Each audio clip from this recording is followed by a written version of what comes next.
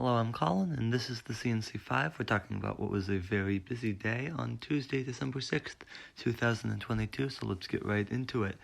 We're going to start with the biggest news of the day from Georgia. Today was the Georgia runoff between Herschel Walker and Raphael Warnock, and Raphael Warnock ending up winning that race, actually called surprisingly early. The Democrats will now have 51 seats in the U.S. Senate, which will mean they'll be able to hold majorities on committees, have subpoena power, get a whole ton of other power that they were not able to have with just 50 seats, even though they had a majority thanks to the vice president being the tiebreaker vote. It also means Herschel Walker, for all of his scandals, unable to win, caps off just an absolutely terrible midterm election for the Republican Party. Overall, though, it was a really terrible day for the Republican Party, specifically their leader, Donald Trump.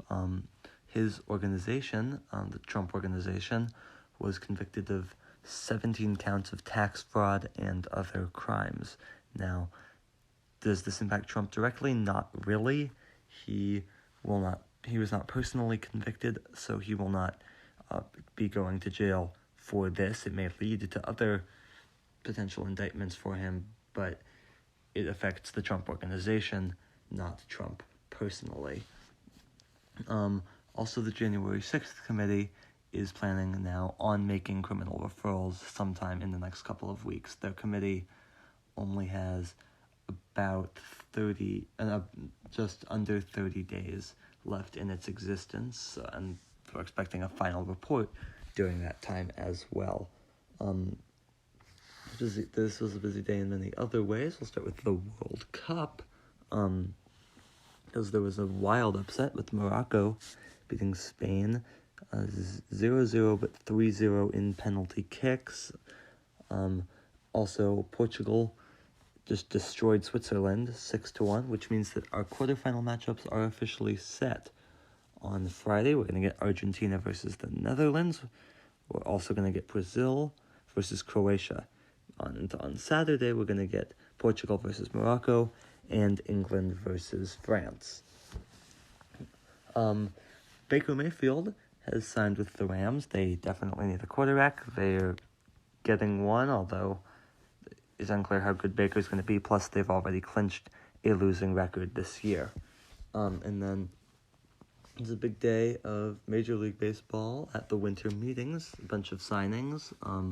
Though the biggest news may have actually been a non-signing where Aaron Judge was reported by John Heyman to be going to the San Francisco Giants. That reporting has been walked back. But some of other stuff, the Cubs signed players. They signed Jameson Taillon to a 4-year, $68 million contract. They also signed Cody Bellinger to a 1-year contract, about $17 million. The Phillies, coming off of making that big Trey Turner deal, they've made a couple of other moves. They've signed Taijuan Walker for 4 years, about $72 million, and reliever Matt Strahm to about a 2-year, $15 million contract.